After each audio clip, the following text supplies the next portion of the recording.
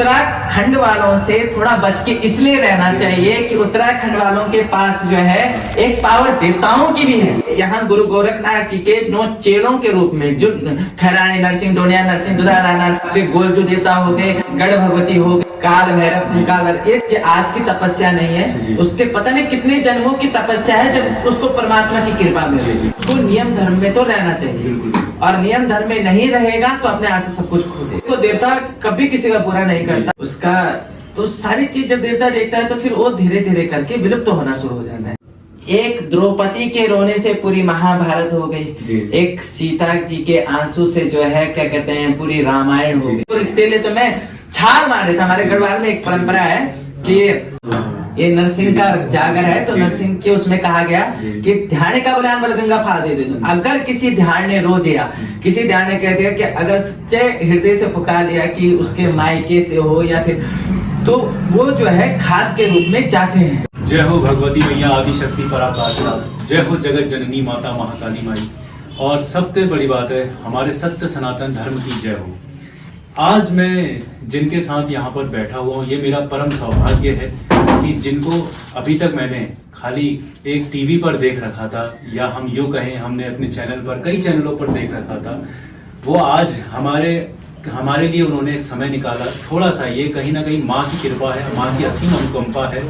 सबसे पहले जो हमारी मुलाकात हुई, भेंट हुई, माँ का दर्शन हुए हमें, वो हमें उत्तरायणी के जो परम स्नान होता है हरि के हरिद्वार में, वहां पर हुए। और सच में उस समय मुझे ऐसा महसूस हुआ, आभास हुआ कि माँ की सच में बहुत बड़ी अनुकंपा है कि जो साक्षात दर्शन आज हमें यहाँ पर मिले हैं। तो मैं और कुछ चीज़ें से थोड़ा सा अगर अपने बारे में कुछ बता सकते हैं कि जैसे शुरुआत आपकी कहाँ से हुई? प्रणाम, जय मां सुकंडा, जय चामुंडा। सर्वप्रथम तो देखो उत्तराखंड में जो गढ़वाली में बोल सकते हैं। हाँ, बिल्कुल बिल्कुल, थोड़ा गढ़वाली को हिंदी में कुछ होगा। हाँ, तो उत्तराखंड हमारी ऐसी संस्कृति है जिसमें देवी देवताओं का बहुत बड़ा रोल है। जी जी। मैं हर जगह एक ही चीज कहता हूँ कि दक्षिणायन में भगवान जो है, भगवान किस ओर जाते हैं, कहा भगवान जो है विलुप्त होने के लिए जाते हैं कि भगवान ने अपनी जो है लीला कर जैसे सूर्य देव जी, पूर्व में यहाँ जो सूर्य देव है या उदय होकर के दक्षिणायन में लीला करते। लीला क्या करते हैं कि सबको प्रकाश दिखाते हैं, और फिर पश्चिम में जाकर विलुप्त हो जाते हैं, फिर उत्तर से उदयमान होते हैं, फिर पूरब की ओर को गमन करते हैं। वैसे तो देखा जाए पृथ्वी ही परिक्रमा कर रही है, लेकिन ये एक बड़ा वो महत्व रखता है कि उत्तरी भाग से ही क्यों जी। तो जो उत्तर का भाग है, कहते हैं यहाँ देवता जो है जीवित अवस्था में है जी जी। और जगह जहाँ देवता है वहाँ उनके अंश लीला हो चुकी है, परमात्मा वहाँ से गमन कर चुके हैं। लेकिन उत्तराखंड में आज भी परमात्मा यहाँ निवास करते हैं, यहाँ पर विचरण करते हैं, अलग अलग स्थानों पे यहाँ देता रहते हैं। तो ये जो प्रक्रिया है, तो यहाँ तो ये प्रक्रिया बाल्य अवस्था से बच्चों पे हो जाती है। जो देवता आना होता है, जो क्या पर भगवती चौड़ने लगी, देवता चौड़ने लगी, तो ये बाल्य काल में ही ये प्रक्रिया शुरू हो जाती है। उसके साथ ही कुछ ऐसी घटनाएं होनी प्रारंभ हो जाएंगी कि वो उस देवता को समर्पित हो जाएगा, या तो वो अत्यधिक अस्वस्थ रहेगा, लास्ट में देवता अपनी ओर खींच लेगा, ठीक है, या तो वो अत्यधिक ही जो है जिसे कहते हैं ना कि दिमाग से हर चीज से परेशान होना, उसे अपनी ओर खींच लेगा। मतलब वो एक ऐसा माहौल बना देते हैं कि उस व्यक्ति को उसके सानिध्य में जाना पड़ जाए। और बिना उसकी मर्जी के तो कुछ होता नहीं, जो होता है उसके चक्र काल में होता है। जो हम आज कली काल में भोग रहे हैं, उसी के चरणों से, उसी के जो लेख है उसी से भोग रहे हैं, है ना। तो ये सब उसकी लेख होती है। तो मुझ पर भी ये पहले अवस्था पर ये एक लेख था, वो हुआ। उसके बाद एक घर वालों को होता है कि अरे देवी देवता, जो डर होता है वो डर रहा, तो उसके बाद उस चीज को मतलब उजागर ना होने दिया। लेकिन जब संरचना होनी होती है तो हुई। फिर क्या कहते हैं ऋषिकेश में आना, यहाँ पर जो है आकर के देवी का प्रादुर्भाव पुनः होना और उसकी महिमा लोगों को ज्ञान होना, महिमा ज्ञान होने के उपरांत जो है लोगों का फिर एकत्रित होना, फिर उनके समस्याओं का निजात होना, फिर वो एक प्रकार से पूर्णतः से स्वरूप में यहाँ विद्यमान। तो ये आपको कितने वर्ष की आयु के थे आप जब मतलब ये आभास हुआ, आपको अनुभव देखो हुआ? उस समय तो मुझे भी याद नहीं, पर लेकिन कहते हैं कि मैं जब 4 वर्ष के आयु में था तो मैं अपनी दीदी की शादी में जा करके मैंने कुछ ऐसी घटनाएं मतलब मुख मेरा था लेकिन वाणी मेरी नहीं थी। किसी स्त्री को बहुत अचंभित तौर से बोले कि ऐसी ऐसी घटना हो चुकी है और वास्तव में वो घटना हो गई थी और वो यहाँ शादी में क्या कहते हैं बैठे हुए थे, वहां उनके साथ वो घटना हो चुकी थी। पता किया तो पता चला, तो वो 6 महीने बाद मुझे ढूंढने के लिए आए कि क्या कहते हैं वो लड़का कहाँ होगा, उस पर जरूर कोई दैव कृपा है जिससे कारण उसने वो चीज बता दी। तो उसके कारण से फिर घर वालों को ये था कि नहीं, तो उन्होंने कहा नहीं ऐसा कुछ नहीं है, वो निकल गया मुंह से निकल गया। फिर ऐसी वाणी होती रहे तो घर वालों ने कहा कि क्या कहते हैं जब ऐसी चीजें हो रही है तो फिर मेरा बाहर जाना ये सब चीजें रोक लग गई। तो उसके बाद मैंने कहा मुझे क्या कहते हैं पंडिताई करनी है, मुझे आचार्य करना है, मुझे व्यास बनना है, तो मुझे इस प्रक्रिया को करने के लिए आचार्यों की शरणागति लेनी होगी। और तो आचार्यों की शरणागति लेने के लिए जो है संस्कृत एक माध्यम है, तो संस्कृत जब माध्यम बन जाएगा तो फिर मुझे यहाँ आना पड़ा, जबकि हरिद्वार नजदीक था लेकिन नहीं हुआ।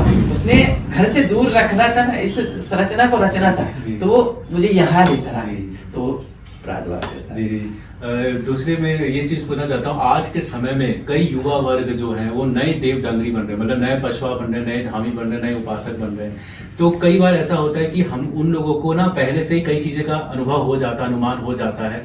तो हर आदमी आज जो भी हम जुड़ा हुआ है कहीं ना कहीं वही चाहता है कि हम परहेज क्या करें, मतलब क्या क्या मतलब इस चीज में अगर हम जुड़ रहे हैं तो हमें क्या परहेज करना चाहिए। देखो मैं इस चीज को मानता हूँ कि आज मतलब देवता जो है पहले काल से पकड़ लेते हैं, तो उसको जब समय होता है तब पकड़ लेता है। लेकिन आज के दौर पे सर्वप्रथम तो ये देखना चाहिए कि जब देवता ने पकड़ लिया ना तो उसके नियम बहुत हैं, उसके परहेज बहुत हैं। आप किस संध्या बंधन से हैं, आपकी संध्या बंधन क्या है, आप परहेज क्या कर रहे हो। क्योंकि हमारे जो देवता हैं एक प्रकार से देखा जाए तो हमारे देवता बहुत सात्विक देवता हैं। तो मांस मदिरा इत्यादि, हमारा तो यह है कि वैष्णव धर्म से भी हम दीक्षित हैं, तो हमें तो लहसुन प्याज भी वर्जित है। हम लहसुन प्याज से भी वर्जित हैं, तो लहसुन प्याज भी नहीं खाते। तो बड़े महाराज जी से दीक्षित हैं तो इसलिए नहीं खाते हैं।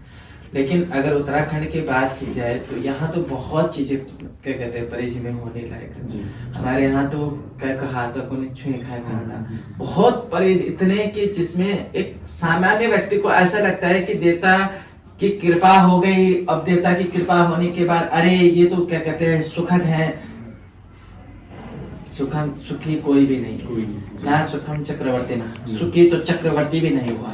तो सुख तो किसी चीज में नहीं है, इस चीज में। और देवता वाले को तो सबसे अधिक कठिनाइयों को झेलना पड़ता है। अगर कोई अशुद्ध अरे कहा तो पानी पिया रहे, वही का बाद आता है क्या, देवता तो गए जैसे देवता तो हो गया जैसा होना है, लेकिन उसके बाद क्या पागल हो जाएगा, वही का मानसिक संतुलन मिल जाएगा। आजकल देवता को बहुत लाइटली ले लिया गया है, लेकिन ऐसा नहीं करना चाहिए, क्योंकि ये कर्मों का प्रारब्ध है।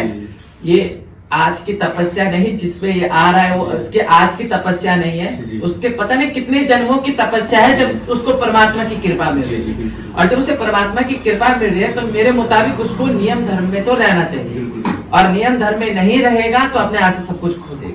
तो देखो देवता कभी किसी का बुरा नहीं करता, लेकिन देवता जब देखता है कि अगला व्यक्ति जो है नियम धर्म में रहे, उसका आचरण सही नहीं है, उसका चरित्र सही नहीं है, उसका तो सारी चीज जब देवता देखता है तो फिर वो धीरे धीरे करके विलुप्त तो होना शुरू हो जाता है। लेकिन अगर सब चीज सही है तो देवता उतनी ख्याति देता है, उतनी प्रसिद्धि देता है, उतना हाथ में जस देता है, उतने देवता जब आएगा तब आएगा, लेकिन पशु के हाथ में भी जिस आ जाता है जी, जी। वो तब आता है अगर वो नियम धर्म में है। जी, जी, जी। तो ये तो साधारण सी बात है, जप तप नियम ये सब करने जरूरी है, यम नियम सब करने जरूरी है। तो एक सवाल मेरा अभी एक और है, अब प्रश्न धीरे धीरे कुछ कुछ, लेकिन मैं थोड़ा सा समय का खेद है, मैं माफी चाहूंगा माता जी से भी कि कई बार ऐसा होता है कि हम भी एकदम से कुछ चीजें होती है तो अचानक से कुछ चीजें आती है। तो सोशल मीडिया पे एक बहुत ज्यादा ट्रेंडिंग कुछ चीजें चल रही है। एक चीज चल रही थी कि हमारे उत्तराखंड का कई आदमी कहते हैं कि हम तुम्हारे ऊपर देवता लगा देंगे। हाँ। कई चीजें चलती है कि हम देवता लगा देंगे, तो क्या देवता ऐसे ही लग जाते हैं क्या? देखो देवता नहीं लगता। असल में क्या हुआ, जिन देवताओं का वर्णन किया गया ये हंक है, हंकार है। जी जी जी। ये हंकार है, ये क्या कहते हैं, हंक कहा जाता है। तो देवता नहीं थे असल में। गुरु गोरक्षनाथ जी के 9 शिष्य हुए, तो 9 चेले हुए, तो ध्यान के धड़ोई होते थे। इसलिए देखो, एक द्रौपदी के रोने से पूरी महाभारत हो गई, एक सीता जी के आंसू से जो है क्या कहते हैं पूरी रामायण हो गई। तो स्त्री वर्ग तो हमेशा मजबूत रहा है। तो देवता भी सानिध्य में रहा, द्रौपदी जी के सानिध्य में कृष्ण रहा। कहा हे द्रौपदी, अगर क्या कहते हैं कौरवों की सेना से उनके मामा शकुनी अगर पासा फेंक रहे थे, तो पांडवों के उससे कौन से इन्होंने कृष्ण के उससे पासा फेंका? कृष्ण के नाम दे दिया होता तो देख तू मेरी सखी है, तेरे लिए तो मैं छाल मार देता। हमारे गढ़वाल में एक परंपरा है कि ध्यान का बलियान बलगंगा फा दे दो, मर्दों का बलियान लाठ नहीं हिलो दो। ये नरसिंह का जागर है, तो नरसिंह के उसमें कहा गया कि ध्यान का बलियान बलगंगा फा दे दो। अगर किसी ध्यान ने रो दिया, किसी ध्यान ने कह दिया कि अगर सच्चे हृदय से पुकार लिया कि उसके मायके से हो या फिर, तो वो जो है घात के रूप में जाते हैं। ऐसा होता है, ये घात हो गई, ये घात हो गई। देवता नहीं जब तो एक घात चली जाती है, जो देवता के रूप में स्वरूप में वहां प्रकट हो जाता है, तो ये घात होती है। फिर क्या कहते हैं, जिसका कोई नहीं होता उसका देवता होता है, ठीक है। अब जिसका देवता होता है तो भैया उसकी रक्षा कौन करेगा? देवता करेगा। तो जब कोई किसी को सताने लगता है तो उसकी रक्षा के लिए कौन खड़ा होगा? यहाँ देवता खड़े होते हैं। इसलिए मैंने कहा कि उत्तराखंड वालों से थोड़ा बच के इसलिए रहना चाहिए कि उत्तराखंड वालों के पास जो है एक पावर देवताओं की भी है, और इतनी भयंकर दिव्य शक्ति है कि अगर उनके हृदय से आंसू निकल जाए तो सामने वाले के मवासी पर सच में देवता लग जाता है। ये होता है, ये अहंकार के रूप में आता है। तो ये तो वास्तविकता है। क्यों जाता है? क्योंकि यहाँ देवता जागृत है। यहाँ मनुष्य से नहीं, यहाँ देवता, जैसे द्रौपदी जी के लिए भगवान श्री कृष्ण खड़े हुए थे, इसी प्रकार से यहाँ गुरु गोरखनाथ जी के 9 चेलों के रूप में, जो खैरानी नरसिंह, डोनिया नरसिंह, दुधारा नरसिंह, आपके गोल जो देवता हो गए, और क्या कहते हैं गढ़ भगवती हो गई, और क्या कहते हैं काल भैरव, ये सब जो है ध्यानी के धड़ोई हैं। ये चलते हैं, ये ध्यानी के साथ साथ में चलते हैं, और वचन ले रखा होता है। प्लस ध्यानी ने वचन ले रखा होता है, अगर मुझे मायके में कभी दिक्कत होगी तो मिले खड़ा होगा, कथा में खड़ा होगा। तो रात को उसको दिक्कत हुई, सुबह तक उसका परिणाम मिल जाता है। तो ये तो है नहीं। तो ये जो आपकी माता हमारी सुरकंडासुरी है, माता सुरकंडा है, तो ये आपके मतलब ये मकोट पौन देवता देवी हुई पौन, मतलब हमारे वहाँ मेहमान कहा जाता है। मेहमान हुए, या ये आपके मतलब कुल से चली आ रही थी? ये मेरे माता जी के मायके की देवी जी, मकोटी मतलब। हाँ, मामा कोटी। जी जी जी। मामा कोटी नन्या देवताओं। जी जी जी। नन्या देवी से ये वहां से है। जी जी। वहां की मतलब जिसने इतनों का उद्धार कर दिया। मैं कहता हूँ भगवान किसी का उद्धार हो ना हो, देखो जिसके मन में आशा होगी, जिसके मन में विश्वास होगा, उसका कार्य अवश्य सफल होगा। ये हमने देखा है, हम इस चीज की प्रमाणित, और कितने खड़े कर सकते हैं। लगातार देख ही रहे हैं 6 वर्षों से, जब से लोग वो देख ही रहे, कुछ ना कुछ लीला देख ही रहे। हम देवताओं के साथ, हम क्यों कह रहे हैं कि हम देवताओं के साथ, हम लीला देख रहे हैं ना। हमने लीलाएं देखी है, इसकी होते हुए देखा है, खड़े को मड़े होते देखा, क्या कहते हैं, और बहुत क्या कहते हैं मणों को खड़े होते हुए देखा। तो हम देख के ऐसा महसूस करते हैं कि यहाँ किस अवस्था को हम मान रहे हैं। ये तो साथ साथ चल रही है, लेकिन तब जब आस्था विश्वास नहीं, मैं एक चीज और लोगों से कहना चाहता हूँ कि मैं जब यहाँ पे आया तो यहाँ पर कई निसंतान दंपतियां भी थे, जो मतलब साक्षात उनका प्रमाण था और कह रहे थे मतलब बहुत ज्यादा लोगों का मतलब कहीं ना कहीं गोद भरी हुई है और माँ की कृपा रही है, सबसे बड़ी साक्षात माँ की कृपा रही है कि कहीं ना कहीं उनको भी एक आगे के वंश में वृद्धि हुई है। तो ये सच में कहीं ना कहीं माँ की बहुत बड़ी अनुकंपा है, कृपा है, सौभाग्यशाली है हम कि क्या कहते हैं आप जैसे उपासक हमारे उत्तराखंड के परंपराओं को, सनातन संस्कृति को आगे बढ़ाने में अपना भरपूर सहयोग कर रहे हैं। और इस संस्कृति के लिए आप जैसे युवा जब जागृत अवस्था, जैसे देवता हैं उसी जागृत अवस्था में जब आप जैसे युवा एक शक्ति पुंज का यहाँ पर काम करते हैं ना, तो हमारी युवा पीढ़ी जो आगे आने वाली पीढ़ी है, चाहे देवों की पीढ़ी है, चाहे देवी की पीढ़ी है, चाहे हमारे पूर्वजों की पीढ़ी है, वो कहीं ना कहीं एक मार्गदर्शक सभी के लिए सिद्ध होगी। मैं एक ही चीज कहूंगा सभी युवाओं के लिए, जो यहाँ से वृंदावन, द्वारिकाधीश, खाटू श्याम इत्यादि देवताओं के दर्शन करने के लिए जाते हैं, प्लस बाहर के लोग जो देवता के दर्शन करके आते हैं, तो देखो भगवान ने जहाँ पर लीला कर दी, ठीक है, वहां पर तो होना चाहिए, दर्शन होना चाहिए। मैं उन सभी को एक चीज कहूंगा कि वो उत्तराखंड में भी जरूर आए।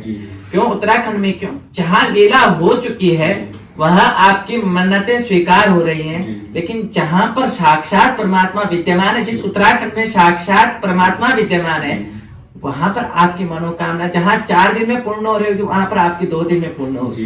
तो सभी से है कि उन स्थानों से क्या कहते हैं, उन स्थानों पर जहां जहां देवता लीला कर चुके हैं, जहां जहां देवता लीला करके आ चुके हैं, लीला करके आ चुके हैं, आए कहाँ? उत्तराखंड में। तो ऐसे उत्तराखंड में आपका स्वागत है, अभिनंदन है। और सभी युवाओं पीढ़ी के लिए कि आप भविष्य में यदि उत्तराखंड में अपनी श्रद्धा रखेंगे, विश्वास रखेंगे, तो मानिए कि वो परमात्मा आपके साथ साथ चलेगा और वो आपके पीठ में बैठ करके आपकी समस्त मनोकामना सिद्ध करेगा।